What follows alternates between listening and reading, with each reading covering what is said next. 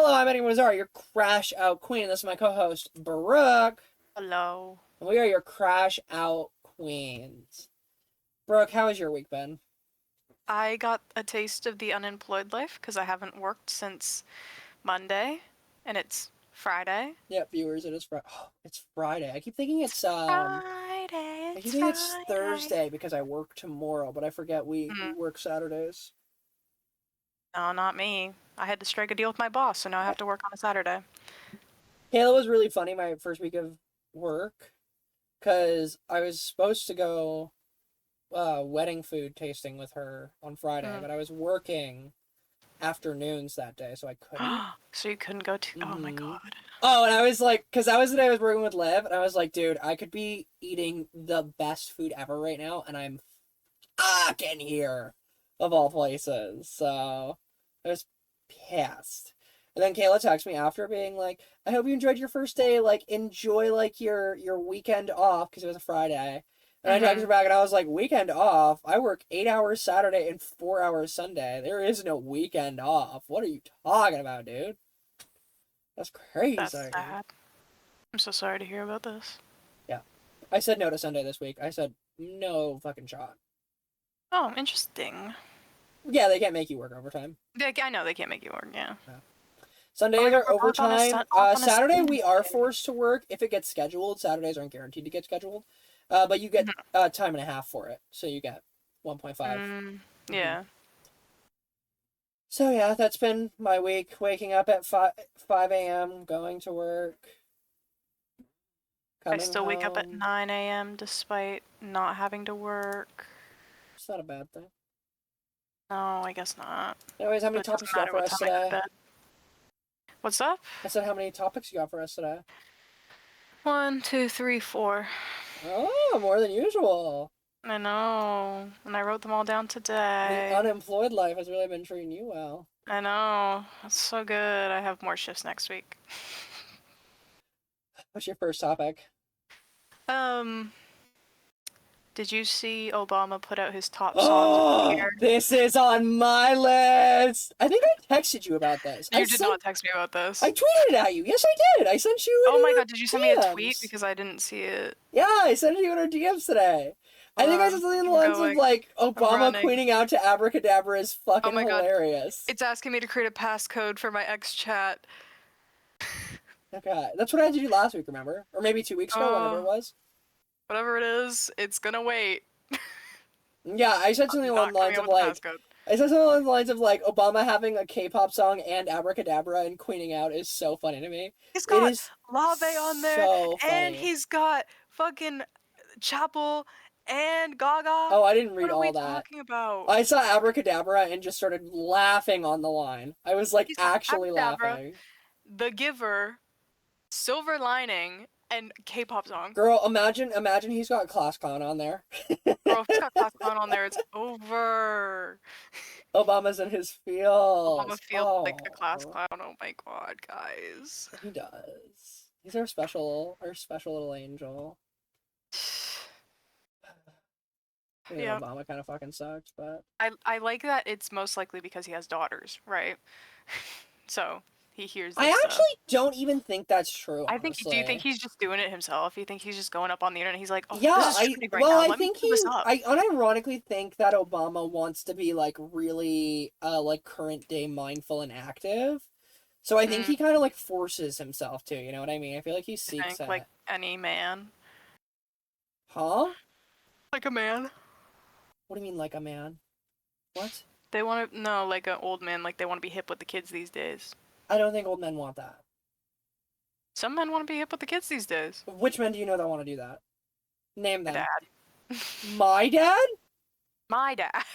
Oh, your dad's weird. I don't think anyone wants that. He tries to be. Oh, my boss, actually. I lie. She said 6'7" to me the other day. I wanted to die. Okay, your boss is not old. Isn't she in her 30s? She's in her 40s now. That's still not that fucking old. It is to me. Brother, Barack Obama's like 83. No, he is not. I know. You are putting this way out of proportion. No, he is not. I know. You know who is in his 80s? Morgan Freeman. Obama's 64. Yeah, no, that's old man age trying to Obama? be cool. Don't even say that. Does that mean Obama's younger than RuPaul? Yeah, I think RuPaul's 70 something, isn't she? RuPaul is 67. Guarantee. That Or would, 68. I let's don't say. know if. Ooh, sister, you're so mean to Ru. What? You're so mean to Ru. How old is Ru? 65. 64. 65. 1 year older than Barack Obama. Wow, that's insane. And they were both presidents. One of gay people, one of straight Yes. people. She's the queen of drag. She wasn't a president. Yeah, which when the nation divided, 50% of us went to RuPaul, the other 50% went to Yeah, Obama. that's what I'm saying. Well, that's one of my things too. Um, what's your next topic? I think this might be a joint topic because you were really upset about it last week after we ended the pod. Uh-oh. It's the Jojo Siwa cruise. I forgot about this.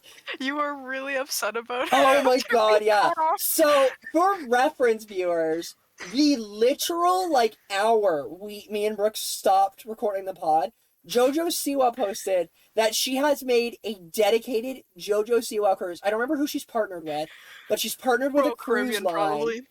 Yeah, she's partnered with some fucking cruise line, and it is a dedicated JoJo Siwa cruise, and she's gonna Just Jojo Siwa. do. I don't. She's gonna Okay, be have on you the obviously cruise haven't with been you. on a cruise before? Never. So for you and the viewers, this is what a cruise consists of. When you go on a cruise, they obviously will give you free food and free non-alcoholic in your drinks. ticket price? Huh? Is the food included in your ticket price? Yeah. Early solid cruises I've been on is. Hmm. The only thing that costs extra, it's sometimes it'll be certain brands of soda for whatever reason. Sometimes that's usually not the case, but sometimes it is. And then obviously alcoholic beverages, and then most times cruise ships have stores on the ship that you can buy from. I've been on a bunch of the Disney cruises, for example. The Disney cruises are their own fucking world of cruise ships. They are huge. They are literal cities on water. They are massive, massive ships. And most of them in the middle have entire shopping malls, basically, in the center of them. They're insane. It's horrifying. Yeah, they are I insane. don't trust that on the water. I would not. I love you, and I love everybody that goes on a cruise. I would not fucking do that. I'm terrified of sinking. I love cruises. I'm terrified of sinking, and I think I might get seasick. I love cruises. I don't know. I've only been on a boat maybe 3 times in my life. But one of the important things to note about cruises that I want to bring up is there's always an itinerary. And basically, the whole point of a cruise is that there is something going on for everybody at every hour of every day, nonstop. There's a very little downtime. And that's not to say that you have to go to everything, it's all optional. But if you want to do something, they'll do things table tennis tournaments that is will last the whole day, that you can sign up for in the morning. Yes, shuffleboard tournaments. A lot of cruise ships I've gone on have mini golf on them that you can do. They'll have pool parties. They have movie nights. There's always a movie playing every night at the main pool. Usually for the cruises I've been on, there's 3 pools. Usually there's an adult pool, there's a kids pool, and then there's the main pool, which is in the middle for everybody, essentially. I, for the first time ever, 2 years ago, 3 years ago, I don't know when it was, got to go to the adult lounge for the first time in my life, and fucking A, is that the best place ever. I got to sit and just hide in a little corner with, I think, my books and an iPad, and I just sat and read all day. I don't know, that's awesome about cruises is excursions. When you go to an island, you can out, right? you go to wherever you're going. It can be anywhere. Some cruises go to Antarctica. Most obviously go to the Caribbean or the Spanish islands, Dominican Republic, etc. Places like that, or Jamaica as well is a really popular one. Jamaican islands and such. But what's lovely about the excursions is if you want to have a really nice day, find a day that you don't give a fuck about the excursions and just stay on the boat. It is so nice. All the kids are gone. All the adults are gone. The whole boat is empty. And you just get to do whatever you want for the entire day and have basically the whole cruise ship to yourself. I did that on, I don't remember when. Oh, I think I did that. I think technically I left the boat for a Disney cruise. We went to a destination and we went to Disney's private island because Disney has a private island that they own only for their cruise ships to go to. And it, in case you're wondering, it's as dystopian as it sounds. Because when I tell you, it felt like the people who worked on that island were just robots who just sat there and were automated. That's exactly what it felt like. Mind you, another thing I want to talk about with this island, the island is like a very flat island, and from the top of the cruise ship, you can see like the entire fucking island. I swear to God, Brooke, not a single, and I mean single fucking house or like place to live in sight. So where those people go after we leave, I don't fucking know. That's crazy, actually. Isn't that horrifying to think about? Because I was looking around and I was like, I don't see a place where these people can like sleep or like do anything. It was like so dystopian, so scary. I was like, I cannot be here. Like, I was like, this is so creepy. So I did like, I think like just the morning there, and then like the rest of the day I went back to the boat. So lovely. But anyways, there's always something going on, and one of the things that's always going on is like around like late afternoon to like early evening. There's always like usually stage shows. Usually all of these cruise ships have like amphitheaters that you can like go to. And what I want to bring up is that Jojo Siwa is going to be doing her own shows on this fucking cruise ship. This was in the video. On this fucking cruise ship every fucking night. You can see a Jojo Siwa performance every fucking night. And what I want to tell you about these cruise ship performances, most of the time when you go to see like a show on a cruise ship, it's different every night. It's usually only like the same show once.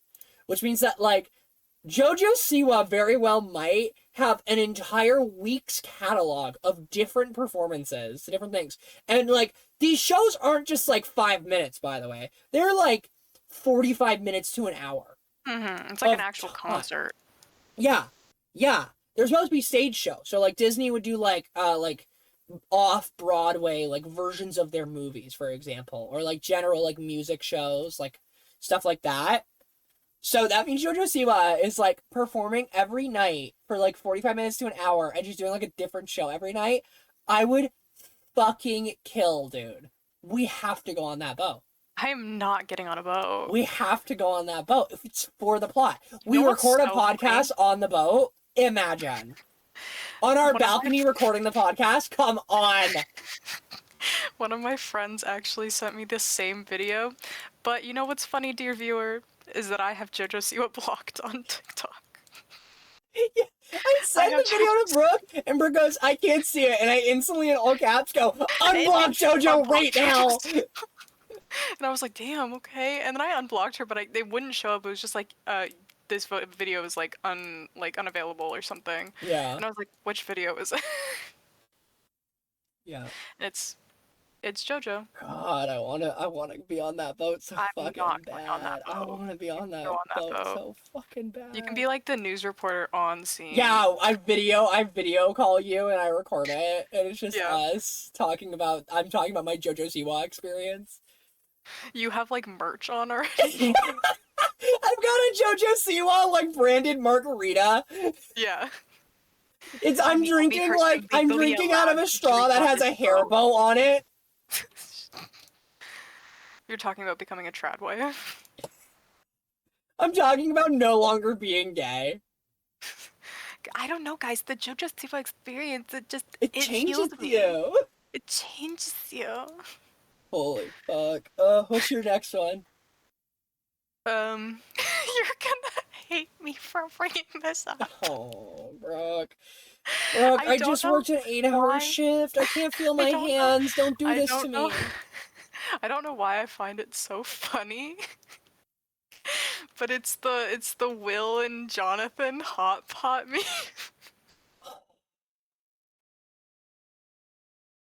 I find it so fucking funny, and I don't know why.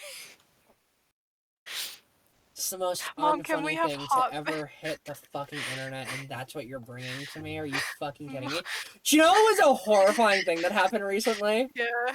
I get a DM from Grace on TikTok out of nowhere. No Mhm. context, nothing. Just, are you on Hot Pot TikTok? That's all she asked me. I'm That's on it. Hotspot TikTok. I was like, oh my god. I don't know if I am. I get Hot Pot videos occasionally, but I don't fucking get them, so I don't know what the fuck's going on. I don't get them either, but I still giggle. I hate them. I still let out a little giggle. I hate them. I love them. No, I Mom, hate can it. we have hot bat tonight? No, honey, money's tight and hot pot overstimulate. No. No, I hate it. I hate it. I I thought, hate it. and I then hate and it. then the fucking the wills have eyes. What? When it's like, we're not having hot pot tonight, honey, don't worry. And they're like, oh, thank God. And then someone else is like, guys, don't, Will can hear you. And then it cuts to like a picture of like a hill. And it's a bunch of that same photo of him over and over again. It just says the Wills have eyes at the bottom. I hate this. I hate you. I hate this. I hate it all. You know, with the audio in the background, the hills have eyes. Mm-hmm. Does make it funny. I think it's so funny. I will actually say it is kind of crazy to me how You're reaching like Voltron levels of fandom right now. huh? Like, this is what the Voltron fandom used to do.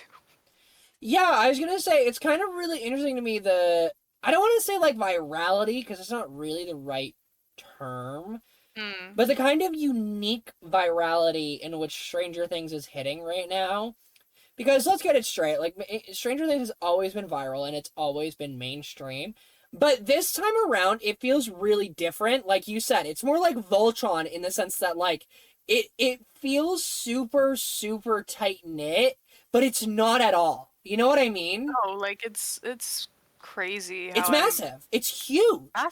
But it feels like a super tight-knit niche fandom. Like, it feels like a niche fandom, the way that people are talking about it. The way that, like, for example, there are so many, like, Byler videos going out and, like, overanalyzing like Byler. back in the day. Yeah, like, overanalyzing Byler and stuff. It feels like a niche show, but it's, like, the highest streaming show right now. Like, it's not niche at all. Mm-hmm. Which I find really interesting. I just get, like, you with your Byler edits. Guys, listen, I am at work, like, She's I used to get, mean. She's being I so used mean. to get, She's about to be like, so mean. Byler fans, 10 million. I need you to mute the podcast for the next like 2 minutes. I used to get I'll 10 protect you. million, like 21 notifications just from Riley alone while I was at work. And now that Riley has a job, I'm not getting any notifications on my TikTok. That's not true. 3 o'clock hits and I fucking send. Don't even lie. 3 o'clock hits and you've been getting them.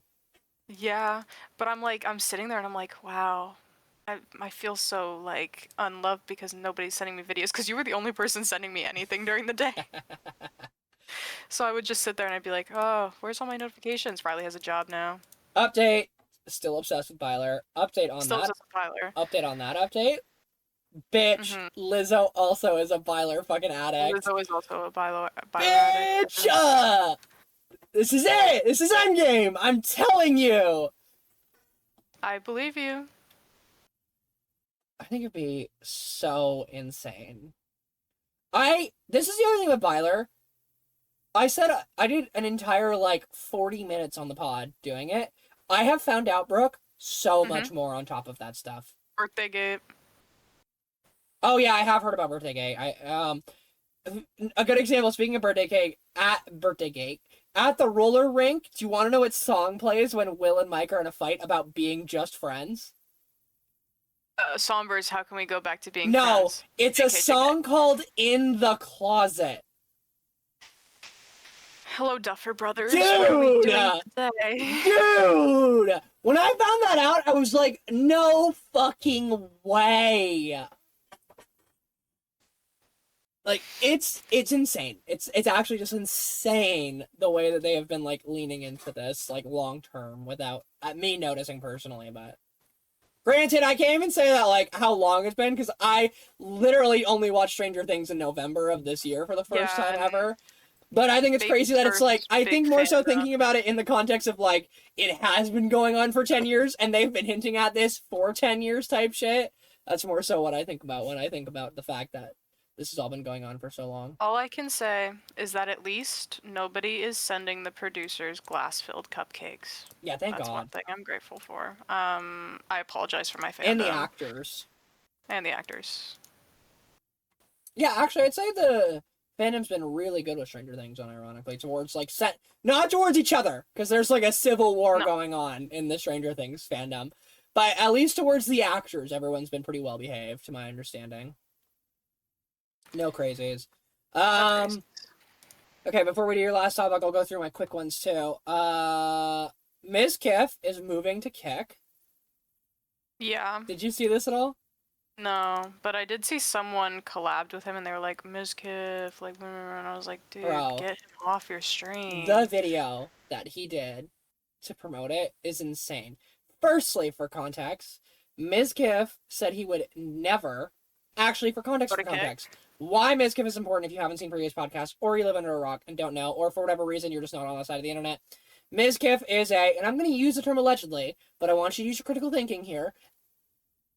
I don't believe it's a legend in the nicest way possible.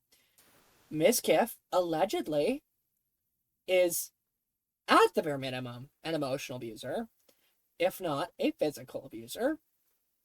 He also blackmailed his girlfriend. That's confirmed. We have the chats of that, so I don't really have to say allegedly there. And he made threats towards her and also claimed that he saved her from a stalker when he did in fact not do that. Just all around, Mizkif is a massive, massive piece of shit who also couldn't bear the fact that his girlfriend was getting more views than him and then would literally force her to end stream and stop streaming as often because he needed to get more views than her. Otherwise, he would kill himself. And that's his own words, by the way. And then his defense for that, by the way, I always loved, is just like, you guys always know I've been competitive about views. Brother, go see a fucking therapist. What the fuck? Anyways, we're not gonna bring up all the... What are you doing? What are you doing? Why are you clicking every 5 seconds? Don't worry about it. Nothing. Get off the fucking game, Brooke. I'm not on the game. I'm changing my music. Okay, you changed it like 5 fucking times in the span of like 2 minutes there. Yeah, it was all bad songs, and I didn't realize that I could scroll. I didn't have my queue up, and I realized maybe I should bring my queue up. Oh my fucking god. Anyways, so, they're not gonna rehash all the Mizkif stuff. But he moved to Kick. One thing that's really important, Mizkif has always said he will never move to Kick no matter what, because Kick is home to, so I don't get, fucking flagged, rapists. I think I can say racist. Racists, homophobes, transphobes. All around, Kick is like the worst of humanity. If you're there, you're the worst of the worst humanity. Like, so on and so forth. So he's like, I'll never move there. So and behold, I think 2 days, I want to say it was December 17th, something like that, he announces that he's moving to Kick, and he does it in this big old trailer on Twitter, which is Star Wars themed. Oh god. Which is crazy. There's no... Star Wars has to sue him for IP infringement, because it's not even like... Because it's not even like a good dupe. Like, it's just straight, like, copy for copy. Like, just lightsabers, like, robes, like, outfits, everything. He even does, like, the same end credit Star Wars. Like, where do-do-do-do-do-do-do-do, and, like, they go off into the distance, like the credits. He even did that at the end of it. So, like, his ass should just get sued for it. That's so defamation. And why is it defamation? Because a fucking predator is associating himself with Star Wars. But this is the best part about it, which is my favorite part about this ad. Instead of Mizkif being, if you don't know in Star Wars, the good guy, a Jedi, Mizkif, for some reason, makes himself the Sith character, which, if you don't know, is a placeholder for a Nazi, by the way, in Star Wars. If you know anything about it, the Sith are like the Nazis of Star Wars, essentially. They're like the worst. And so Mizkif does this thing where basically he is, I guess, supposed to be a Jedi in the beginning, and he's fighting 3 other Like, and he's Jedis. like Anakin Skywalker, like himself. Yes. Yes. So he's like fighting 3 other Jedis. Important note, one of the Jedis is a Asian small girl who looks Oh my somewhat god. similar to Emiru. And in case Oh, you're and he's wondering, fighting her. I'm pretty sure he force chokes her into a wall. Oh my god. I could She be would wrong throw in that. pillows and blankets at me, and I would punch the wall. I could be wrong about that, but I'm pretty sure he does. And then basically, like, he's fighting all 3 of them at once, and then he like loses the fight basically, and then like a dark Sith Lord shows up and electrifies the other 3, and then Mizkif lightsaber turns green instead of purple, as in Twitch to kick, yada yada. And I just found it so funny because like you're just calling yourself a Nazi. You're saying you're joining the Nazis. Like that's what you're saying. And you think it's this like really cool, awesome moment? You're a fucking Nazi is what you're saying. What are you talking about? I think that's an insane way to promo you switching platforms. The best part about this all, by the way, was yeah. he does his first stream on Kick, and he's reacting to Aiden Ross. If you don't know, I think he's the biggest streamer on Kick. Also, another massive piece of shit. And Aiden Ross, and I think the guy's name is Neon. I want to say he's another piece of shit. Yeah, the guy that isn't he the no, he's not the one that crashed his car, but he's the other one. Yeah, Shit. yeah. So He's I also think another car guy. Aiden Ross and Neon are streaming together, and Neon's like, "Oh, Mizkif's in the chat." Like Mizkif's watching because he was reacting live. Mm-hmm. And then Aiden Ross was like, "Damn, after what he did to that girl, that's crazy. He was allowed here."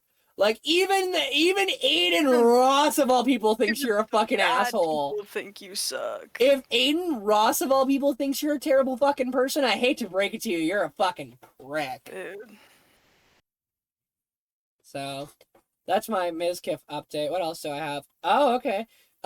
So yet again, we have Netflix strikes again with deleting media, and now Shera and DreamWorks, all DreamWorks Shera, stuff. the Princesses of Power. Yeah, all Don't DreamWorks They buy out IPs. Warner Bros. Mhm. For how much? And they I think can't it was 1 afford. billion. I think it was more than that. And It was 1 or 3. They can't afford to keep Shera. They couldn't even afford to keep Voltron. Mm-hmm. That's me crying. So, well, to be fair, it's not just. I mean, either way, I think Netflix is a piece of shit. It's not just Shera. They're taking everything off at this everything that's DreamWorks. Why? Because they didn't want to pay the licensing anymore. Because they're fucking cheap. Either way, I really hope Shera finds a new home, just like I hope Voltron does. Did Voltron ever? Voltron did find I can't remember what it's on though. It's the really expensive one that everyone hates. HBO, I think. Okay, well that's good. I hope Shera finds a new home too. Sucks when media gets lost, so I really hope they find their new home in their new place, especially animation, which is such a difficult field nowadays. So.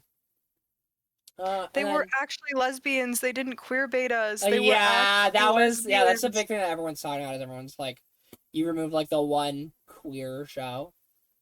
Don't worry, next year they're gonna fucking X out Heartstopper after the movie. They're just gonna fucking. Oh yeah, they're gonna kill you. Boot it, yeah, and then I die. And you die. Okay.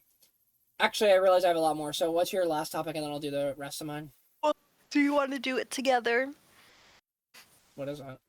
Steam Replay. Oh, yeah, I actually haven't done it. How do I do it? So go pull up Steam on your computer. Mm-hmm. And then under your name, like hover over your name at the top, at the very bottom it should say Steam Replay. So like where it says Byler Truther, at the top, where it's Store Library Community Byler Truther. Okay. Hover over your name. Yeah, it says view my profile, account details, store preferences, view wallet, change account, or sign out. Are you on your computer? Yes. That's crazy, because that's not what mine says. Yeah, mine says activity profile, friends, groups, content, badges, inventory, Steam Replay. Yeah, when I do the pull down menu, it says view profile, account details, store preferences, view wallet, change account, sign out account. Are you hovering over the spot with your You're hovering over the wrong one, not your profile picture. The big bold capitals with your name. Hold on, I fuck things up now. Yeah. No, you don't get it.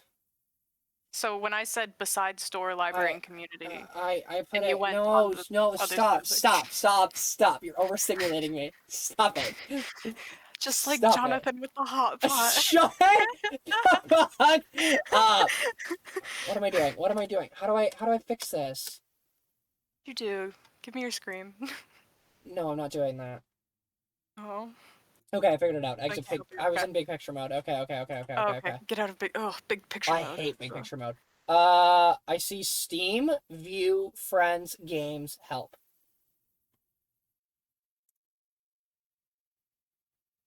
Okay, are you okay? Under that, where it says store, library, community, and your name. Oh.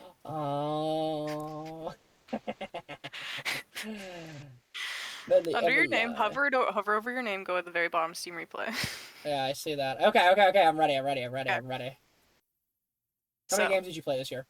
14 games this year. You beat me by one. I had 13. Oh, I did 4 more games than I did last year. I did 8 new games. Oh, I have 8 new games from the last year, and I played 3 demos this year. Mmm. How many achievements you unlock? 60. 142. Pathetic. 142, and that's from 11 games, and I have 9 rare achievements. I have 19 rare achievements. Oh, nice. I played 34% of my time with keyboard and mouse, and 66% with a controller. I don't have that stat because I only play with keyboard and mouse. Jesus Christ. Mouth. Just your mouth. Yeah. Mm-hmm. What was your top game? How much time you spent in this game?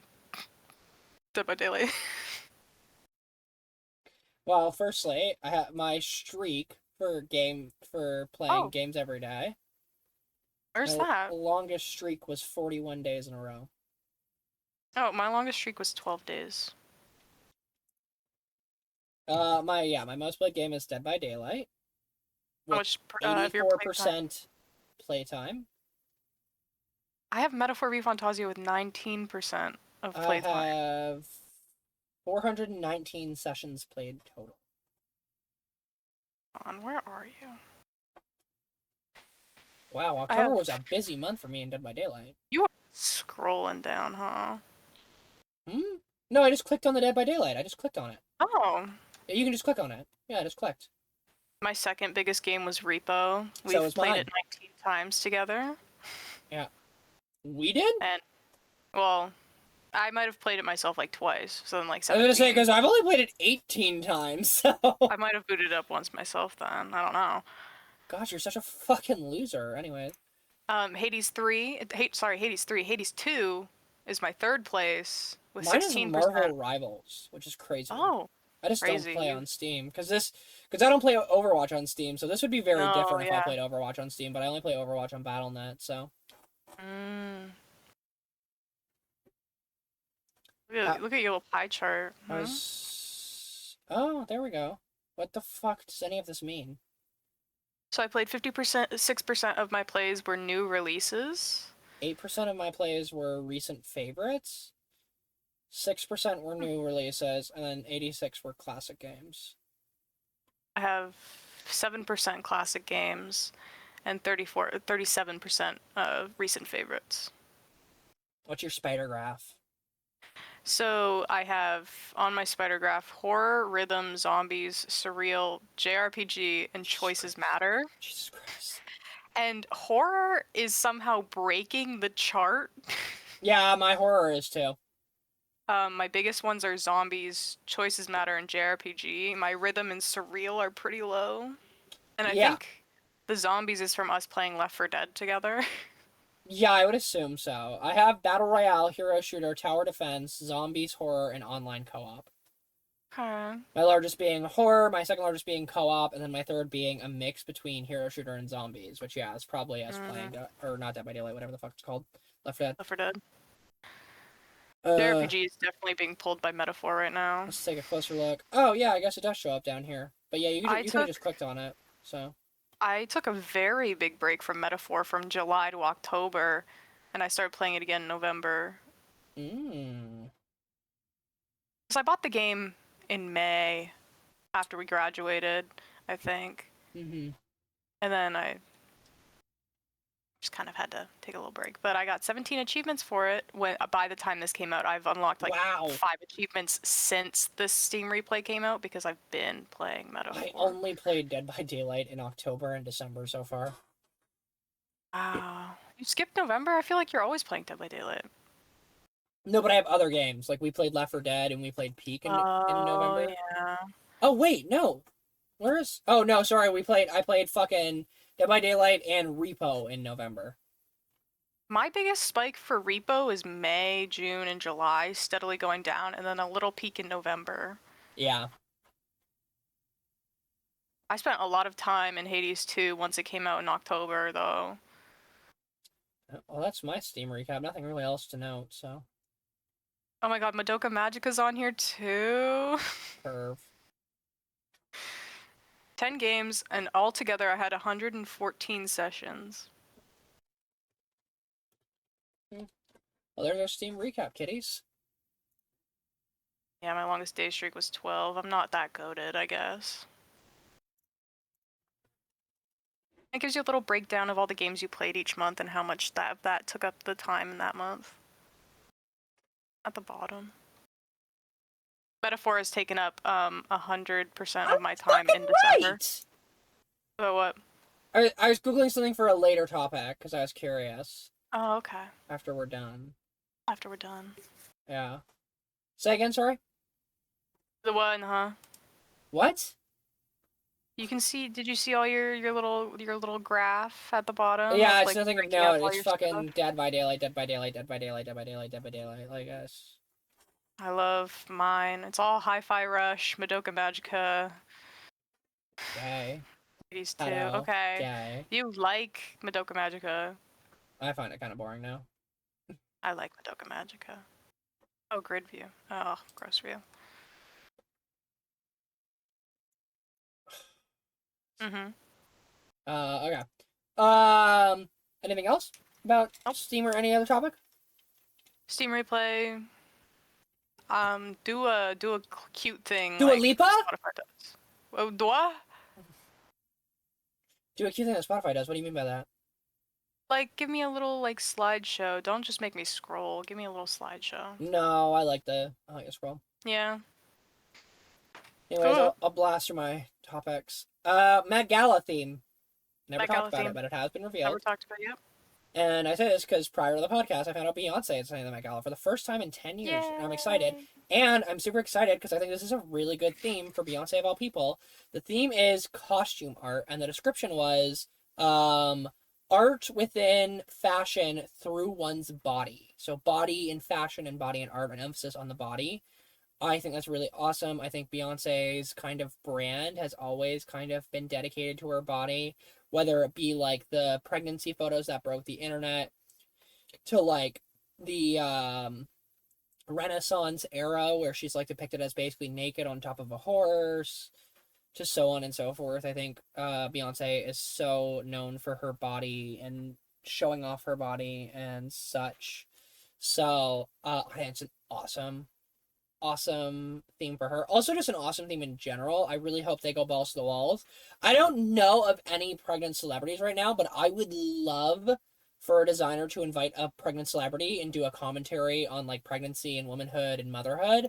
I would love that. I think this would also be for designers who are looking to invite celebrities a great Met Gala to invite Julia Fox to. I think Julia Fox would fucking eat at this Met Gala theme. So I just can't wait for all the men to show up in black suits. they always do. That's why we don't expect anything with them. Yep. Other than Conan Gray. Conan Gray can come to the Met Gala and get tens because he always shows up good. So. Oh yeah. Then we have. Did you see Trump announce the Hunger Games? Yes, I did see he announced the Hunger Games. Yes, teenagers, not adults, just like the Hunger Games. I was gonna say that's how the Hunger Games works. Yeah. That's You'd think insane. he'd choose adults. Just insane. Yeah. No, the fuck he wouldn't. He's probably a Yeah, pedo. no, he wouldn't. Yeah, well, girl, he was on the island. True. Allegedly. Oh my god, guys. Yeah, that's just weird. like, I can't wait honestly, to I see what can't the even new feel movie, guys. passionately about this or feel strongly about this anymore because every fucking 5 minutes it's something crazier. And I just, like, cannot emphasize enough just, like, how insanely dystopian and dumb this all is. That this man is elected and has this power and can do these things. It's so fucking stupid. It's so hard to wrap my head around. And I want to be passionate about it, but I don't have the energy to be anymore because it's every week. It's It truly every is. fucking week, dude. I can't keep getting passionate about these things if we're gonna keep fucking doing it every goddamn week. When do you So, think he's finally gonna go? Because, like, I think he's the kind of only way he sundowning right goes now. is I truly do think someone successfully assassinates him. He's kind of like sundowning, though, no? What does that mean? Dying? No, so, like, it's in old people here, I'll give you a... Okay. Hold Just on, I need to give you the description. I know what it is in my head, but, like... so you Is don't. increased confusion, agitation, anxiety, or restlessness experienced by people with Alzheimer's and other I don't dementias. know So if that's basically, true. I think liberals it's conspiratize that, but I don't think it's it's mostly true. when, like, he's just, like, tending to fall asleep a lot in meetings. I don't If that know. I makes think sense. liberals are He's just saying that to try and make themselves look better because liberals are just as spineless as Republicans. That's fair. So they'll I don't just know. I think weaponize something's going anything. on with him with all the Because the brain scans. Republicans said that about Joe Biden too. They did So, say that about him, like, but it could be they're fair just because they gonna. are both pretty old. Oh yeah, I think that you shouldn't be any older than 60 to run a country. Oh, But for for some, real. I think 60 is a little bit too old. But for some fucking reason. But for some reason, they But have yeah, so much more anyways, experience. They're gonna speaking of broke. Trump, Nicki Minaj Nicki has made Minaj. a full fucking pivot and is now a right wing grifter. She Nicki. hates trans people, she hates gay people, and she kind of hates black people, even though she's black. She thinks Trump and JD Vance are fucking awesome. Yada yada. And I said this. I'm 99% sure we've talked about Nicki Minaj on this podcast before. And I'm 99% sure I've called her a dumb cunt before, and I'll call her a dumb cunt again. I think Nicki Minaj is a dumb fucking cunt. I think she's a coked out bitch who needs to, like, lay off the drugs, um, like, look after her fucking kid and get her sex pest, like, actually, by the way, confirmed sexual fucking predator husband who she had a child with and now trusts her child with, even though he's a fucking actual fucking incarcerated sexual predator, not alleged, did happen, has a criminal record for it, by the way.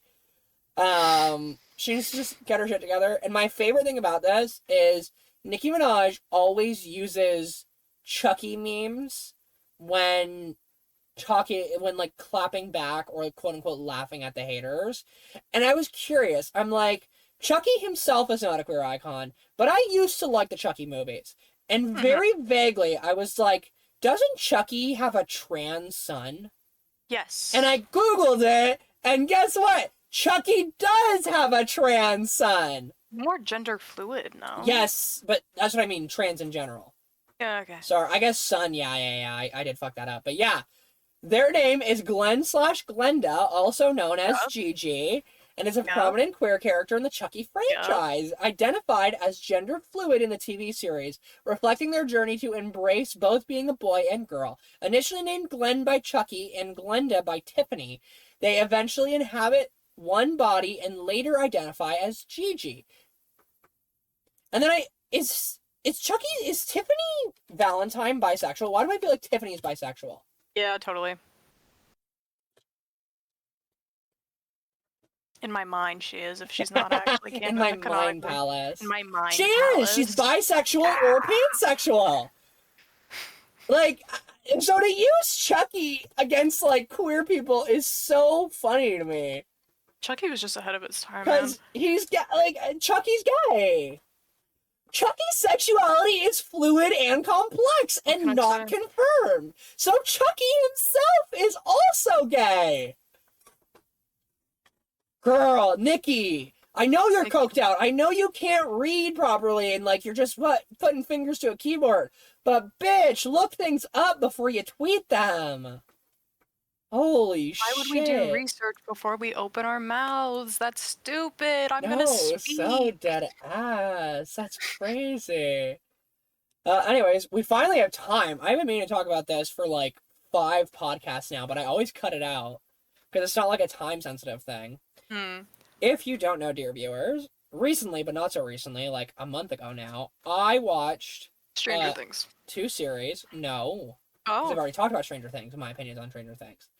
This is what I watched before Stranger Oh yeah. Things. I watched the TV series Euphoria Yep. and The Last of Us. Yep. And I wanted to give my thoughts. And I've been waiting to give my thoughts for like a month now. Because we always go over time. Exactly. And this isn't really time sensitive. Okay, The Last of Us. I actually thought the first season was good, and I did enjoy it. The second season was absolutely a fucking wash and just bad. The first season was I liked that they advanced side stories in the world compared to the games. I will say, to give context, I have not personally played the Last of Us games, but I have watched multiple playthroughs and I have watched like multiple lore recaps of the series because I actually really like the storytelling of the game. So I do know and am very well aware of both games.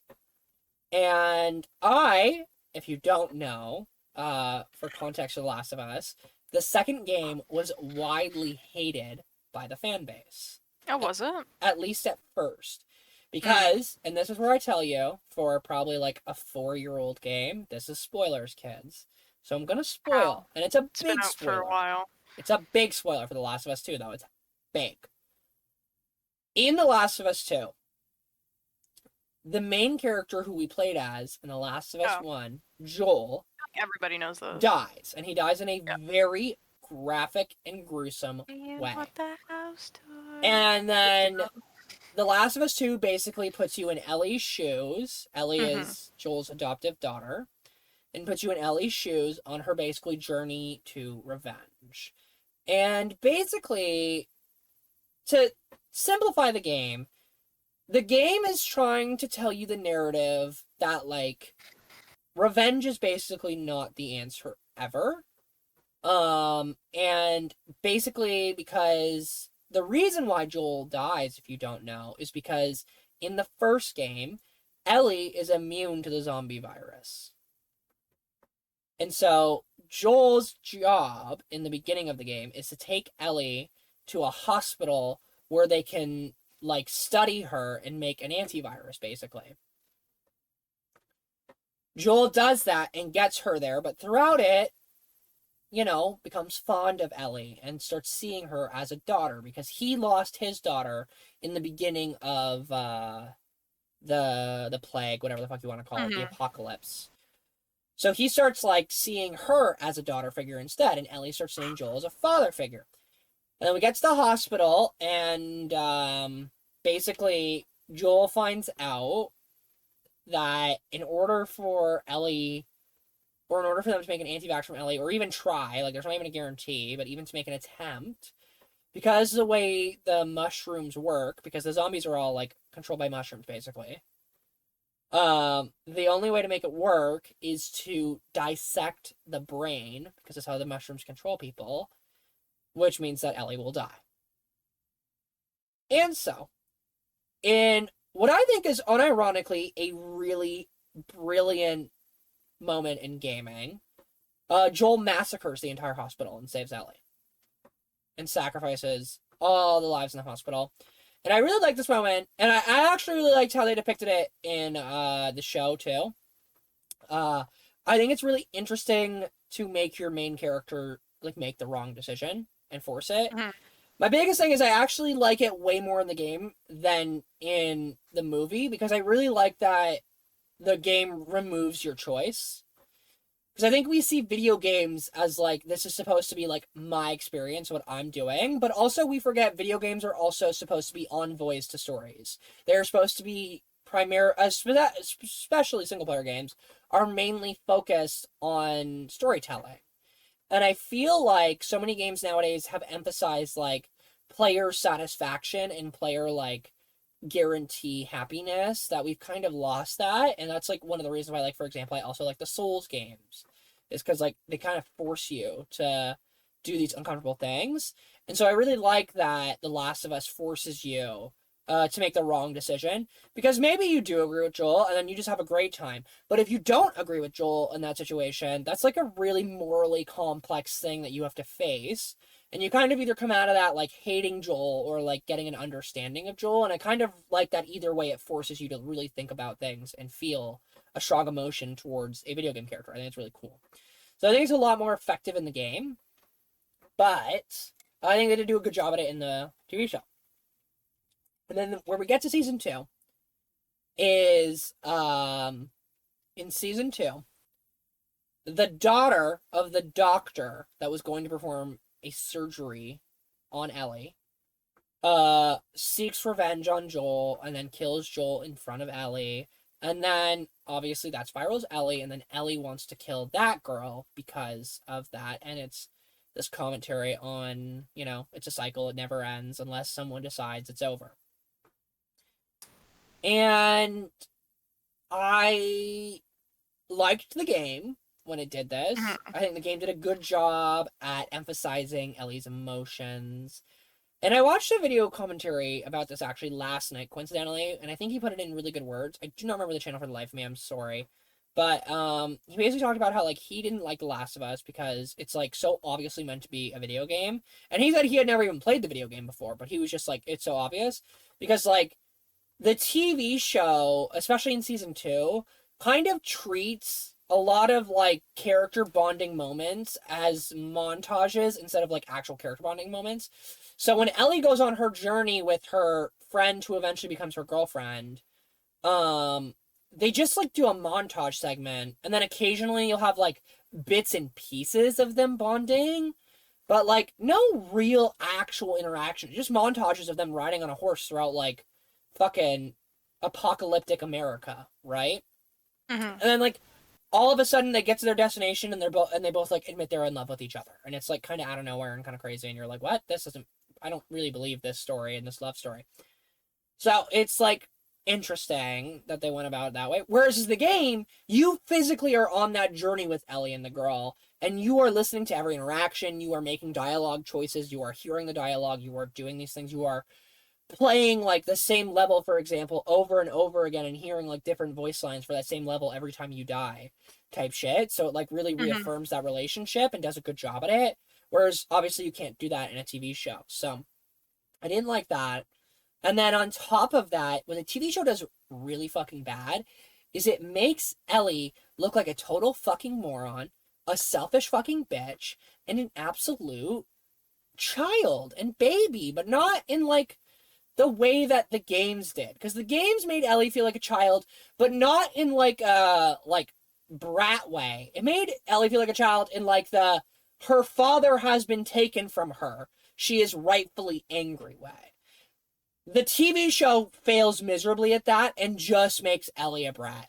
She puts everyone at danger and like sacrifices so many characters, risks so many people's lives for her own selfish goals. She makes just really, really dumb decisions that like just are so abhorrently dumb that you can't even be like she's blinded by rage or blinded by love or this or that. Like just so fucking stupid. And then they try to do this thing where then she'll like have almost a self-reflect moment, but it will only last for 2 seconds and then she'll go straight back to being bitch Ellie.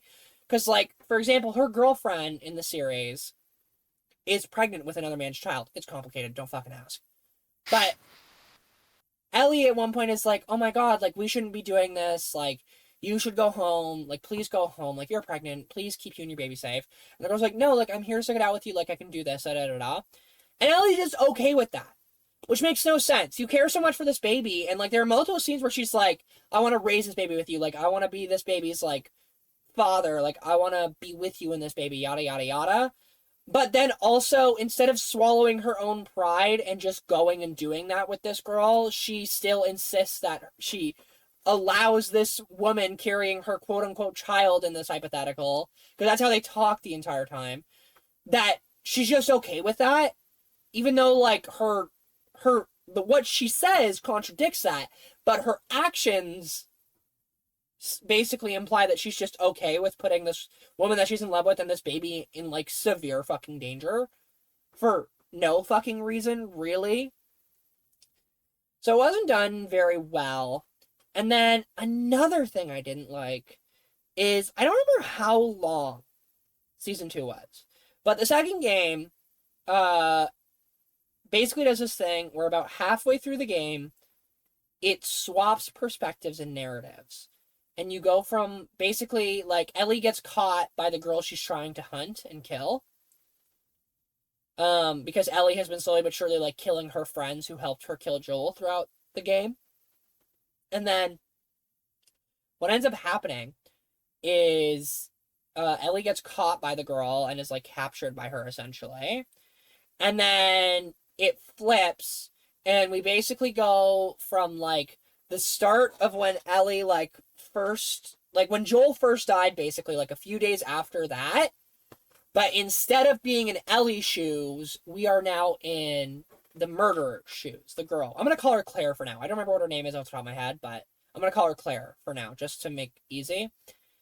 And then you play the game as Claire for those, like, certain amount of days that Ellie is hunting her, basically. And you get to know Claire. You get to find out why Claire did these things. You get to understand her, and you get to empathize with her. And a lot of people didn't like this. A lot of people, because Joel was such a fan favorite, like, just hated Claire. Which I do get, and I do think, like, if they... Like, I get what they were going for, but they almost shouldn't have killed Joel and should have killed somebody else that like still had like plot relevance and like was still important to the players and the viewers. And then maybe I think it would have been easier to empathize with Claire, the murderer. But they had a really hard task to empathize. I could do it personally. I got it. I didn't mind it. And I liked it. Frankly, I actually didn't really care that much about Joel in the games, but I actually really like Pedro Pascal's Joel. So I kind of felt the inverse, where I was like, the games I was like, okay, I kind of like this. I can empathize with this version of Claire. And then when the TV show did it, I was like, oh, I just simply don't give a fuck because I love Joel. And Joel is my baby. However, what I did not like about the TV show is the game, like I said, you just go straight into it and you're playing as her and you're living out your days. The TV show ends when you switch. Oh, so they don't even go into the... And my dear viewer, that is the biggest mistake.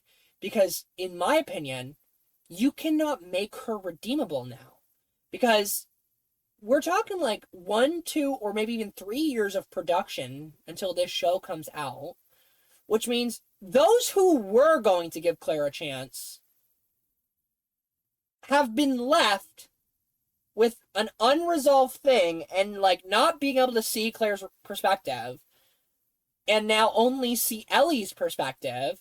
So you're not going to change people's minds now. And now the people who are on the fence have to wait. So they're more likely to fall on Ellie's side and not empathize with Claire. So I really don't like that decision to split the season in half, basically. I think it was really bad. And I think that now Claire is going to be really, really unfucking likable. And I think she'll be really, really hard to stomach after we've been, like, hunting her for so long. Like, she's just not going to be a really easy character to empathize with because we know nothing about this girl. You gave us no info on this girl. And now you're going to introduce this character and tell us to like her as much as our main character that we have known now for 2 seasons. Ellie's being a fucking stupid bitch. But at least we have 2 seasons of Ellie where we can excuse her being a dumb bitch for this season because we liked her in the first season. You're giving us this character and you gave us nothing to go off of, and now you're just going to expect us when you drop her in our lap randomly next year to like her?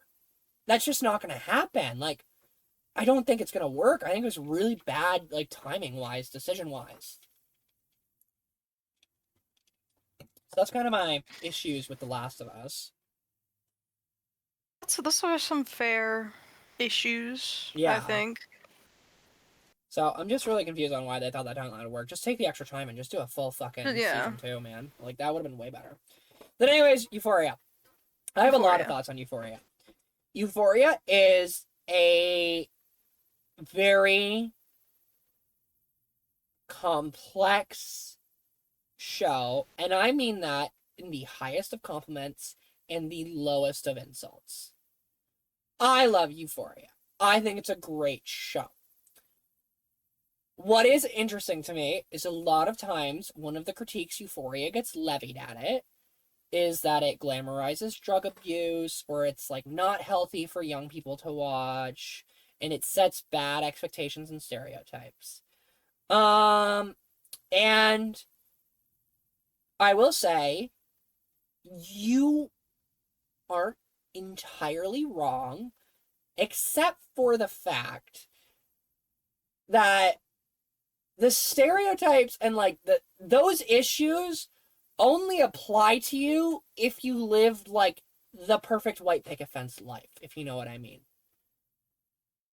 If you have ever had any like amount of struggle in your life, Euphoria comes off as like a very genuine, hard to watch series. And it does a really unironically good job at being hard to watch intentionally. It makes you uncomfortable, but it wants to. Its storylines are really uncomfortable. For example, one of the ones that like I don't know if it's the first storyline you're introduced to, but it is one of the first, and it sticks out like really, really out there. And that's saying something because like one of our main characters has like a fucking massive drug addiction and like suffering from it. But the character played by Hunter Schafer, Jules, is a transgender teenager, and her first storyline is that she is going out behind her father's back and meeting up with like 40-year-old to like 60-year-old men and hooking up with them at a hotel to feel wanted and loved, basically, as like a 16-year-old to 17-year-old girl. And in the nicest way possible, because a lot of people have issues with this, I agree. That shouldn't happen. However, if you know anything about being a young queer person, that is a very common thing that happens in high school to a lot of queer kids. A lot of queer kids download Grindr, lie about their age, go on the app, meet somebody, have their heart broken, etc. Because queerness isn't allowed in high school, or there's just no other gay people, so on and so forth. It happens to a lot of people, and it is uncomfortable to watch, but I actually really like that it was uncomfortable to watch, and I really like the way that Euphoria handles a lot of conversations because, yes, Euphoria shows you these things, but my thing with people who are like Euphoria glamorizes is really interesting to me because, like, there is not a single character in that show that I go, they look like they're having a great time. I want to be them, or I want to put myself in their shoes.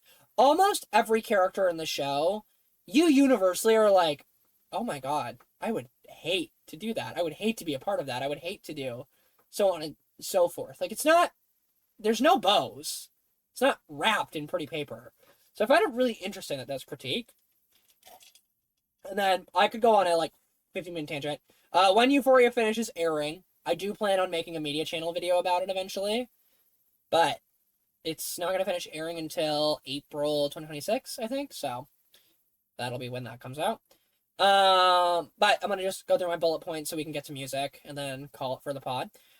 Great addiction representation. I think Euphoria does a great job handling addiction. I think Rue's addiction is handled really well. There's this really beautiful, not beautiful, but beautiful. Are you saying something? Sorry? No, sorry. Okay. No, no worries. Your mic was just picking stuff up, and I want to make sure I wasn't Yeah, I cutting you was off. just doing a big yawn. Yeah, no worries. Okay, I'm boring you. Whatever, I'll tell myself. No, you're not boring me. I've been tired all day. But I think that's great addiction rap. One of my favorite scenes that really shows how messy and how bad mental illness, especially mental illness mixed with addiction, can get, is Rue, Zendaya's character, fully crashes out because she relapses. Rue is on a constant journey throughout the entirety of Euphoria of being in and out of relapse. She will stop doing drugs for a bit and then she will relapse, so on and so forth, as is something so familiar to so many addicts in the world. And she does a really good job at really showing the struggle. And she has a lot of scenes that does like a great job at showing it and showing that like addiction is not this like thing that you like white suburban moms think it is, who by the way are probably also addicted to painkillers and opioids, but we're not going to have that discussion. But all you white suburban moms that think like addiction and heroin addiction and meth and people on the street are these dirty rats who deserve it, It is not. It is a disease. It is a disease just like cancer. It is not something you can control. It is something that festers inside of you and takes control of you. And Zendaya does a phenomenal job at portraying that. My favorite scene is when her mother finds a suitcase of drugs because Zendaya's drug dealer would not sell to her anymore because he wanted her to get clean. Because he saw what drugs were doing to her. So he wouldn't sell. So she went to the person who sells him drugs and offered to start selling in her high school, but she was never actually going to sell it. She was just planning on doing it all. And her mom finds her suitcase of drugs. I think her friends like tell on her or something. I think her one friend tells on her or something. And her mom like finds it and I think like somehow gets rid of it basically, and Zendaya loses it. She starts crashing the fuck out. She dumps shelves like on the ground and like it destroys her house. Her mother and her sister like hide in her sister's room and she physically kicks the door down, like losing her fucking mind. And then it like all culminates into this beautiful coming down moment where Zendaya just crashes the floor and starts crying, and her mother embraces her and is crying, and they're both crying, and it's this really, really gut wrenching, hard but beautiful scene of like what it's like to like really suffer from that struggle. I think it's so good, and so well done. It's just great addiction rap. And that's just one of the many scenes. There's so many good addiction rep in Euphoria. Then there's great queer rep. All the queer characters in Euphoria are really good, and they go from like all over the spectrum. Some of them are confident and happy in themselves or learning to do that. Some of them are closeted, toxic, and abusive, and I really like that. One of my biggest pet peeves in media is when we treat queerness as this like beautiful rainbow of happiness and joy, and then we forget that like yes, queerness can be that, but also there is an ugly side to queerness, which comes from internalized homophobia, internalized transphobia, misogyny, racism, so on and so forth. And Euphoria does not avoid those topics. It handles them very head on. With a few character storylines, a few of the male character storylines are really done well at that. So it does a great job. Um, my favorite characters in the show are characters named Rue, which is Zendaya's character, and Elliot, who is Dominic Fike's character.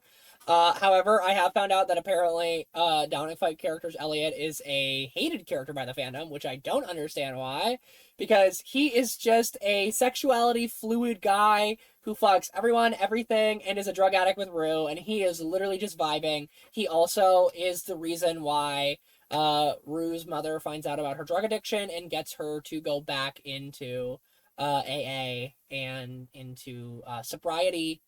So I don't know why he's hated personally, but I really do love him. He's like such an awesome character. And he only has one season compared to like I think there's 3 seasons, and he became my favorite character in like the one season he was in. Um I like Rue's sponsor too. So if you don't know what a sponsor is, dear viewers, when you are in something like an AA program, traditionally an older person in the AA program or the person running the AA program or just like someone associated with the AA program will sponsor you, which just basically means that they're going to take you under their wing and help you out with your addiction. Report if you're using or not, so on and so forth, because addiction and rehabilitation, it's so common to relapse. Like you are 90% likely to relapse if you are rehabilitating. It's just something that does happen. But her sponsor's awesome because he's not this like sunshine and rainbow. It's like it's okay, Rue. Like you'll do better. Like he holds her accountable. He is mean to her when he needs to be mean to her. Like he is a great sponsor. Rue's drug dealer, original drug dealer, I should say, is an awesome character. I am so sad. I do not remember the actor's name right now. But by the end of season 3, I really grew to love him. But tragically, the actor who played him did pass away, I think, to a drug overdose, unfortunately, which is just heartbreaking because the character did not die in the series, which means that I assume they're going to give him an off-screen death of some sort, which is really sad. Because he really did a beautiful job in that role, and his role was really layered and complex. So I really liked him, and I am so sad that he will not be coming back for obvious reasons. Um, And emphasis on uncomfortability. Yeah. So I think that's all I have to say. It's a really good show.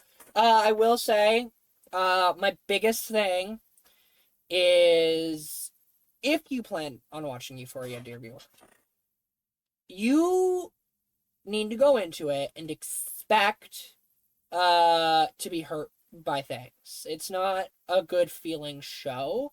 You will not come out of it feeling joy. But it is a beautiful show, is kind of the complex part of it. It's like a horrific painting kind of thing, right? Where like it's like almost like a body horror painting where you can't help but look at it and admire its beauty, but also it's like so like untangibly ugly to look at that you don't want to look at it, but you can't help but stare. That's kind of how Euphoria is. It's not comfortable. It doesn't want to make you comfortable. It doesn't want to make you feel good at the end of the day. That's not what its purpose is. It wants to tell really, really fucked up storylines and really, really, really bad things that happen in life. And it just wants to be like, yeah, it fucking sucks. And we just gotta fucking deal with it. And you're gonna have to fucking deal with it now. So if you do plan on watching it, like, be in a good headspace. That's what I recommend.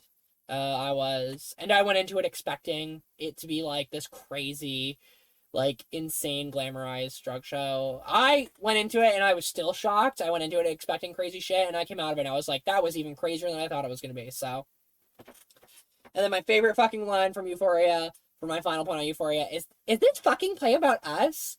I got to that scene and I fucking screamed. I was like, ah! The scene! I know! Is this fucking play about us? So good. So good. And anyways, on to our music of the week to end off the podcast. Brooke, what's your music of the week? I Have the Night by Conor Gray.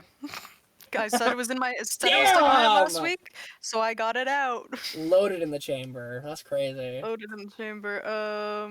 Let's Fucking see what else. I have Joyride by Kesha. really? That's been a Yeah. while since you had that. You had that I like know. when we first started the podcast ages ago. Why can't I go back? Is that a song or? No. Why can't I go back to Joyride? I didn't say you couldn't. I just Yeah. thought it was out for so long and then came back. She's coming back. I Okay. tend to leave something alone for a bit so I can not hate it, if that makes sense. No, I do the same thing. I do Yeah. the same thing. Yeah, I'm the same way.